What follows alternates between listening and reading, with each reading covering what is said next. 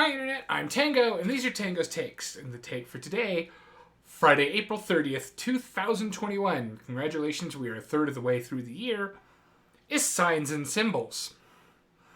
Okay, we've all seen signs and symbols. Most of us have probably heard of hieroglyphics. Signs and symbols can be used to communicate very specific concepts, or they can have singular meanings. Representing very specific words, because what is written language but signs and symbols representing sounds that in turn combine together to a sound that represents a concept, right?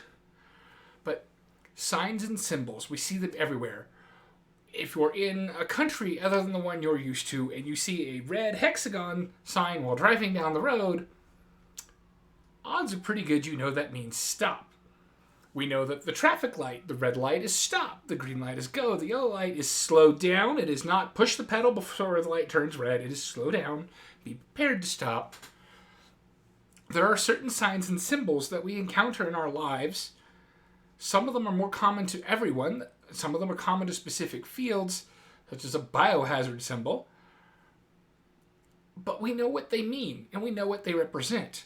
And usage of signs and symbols to represent characters or to represent the concepts we are supposed to associate with the characters is not uncommon.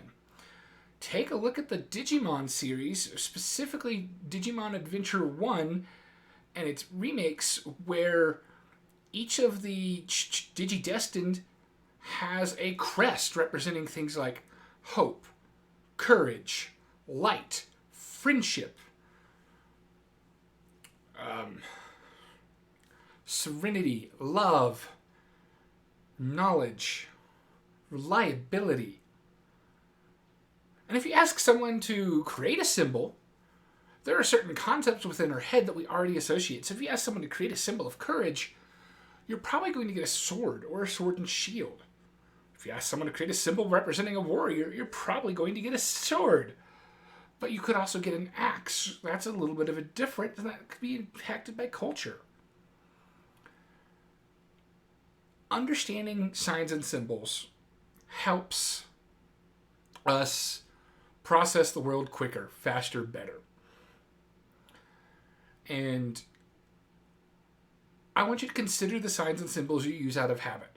We know what the @ symbol means in an email address. We call it @ but we know what it means. We know how to use it, even if we don't fully understand it. Websites nowadays have custom symbols that show up on multiple tabs. So I can tell you as I'm looking at my screen over here that even though I can only see fully spread 3 tabs because I have collapsed 6 tabs into default things, I can tell you that my tabs are the General Mastodon instance, awoo.space, Dreamwidth, Habitica, Facebook, Ko-fi.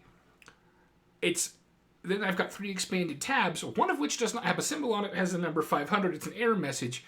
I'm kind of waiting for that site to come back up. And then the last tab that's over here, because one of them is a duplicate, has a red block with a white arrow pointing to the right. It's YouTube.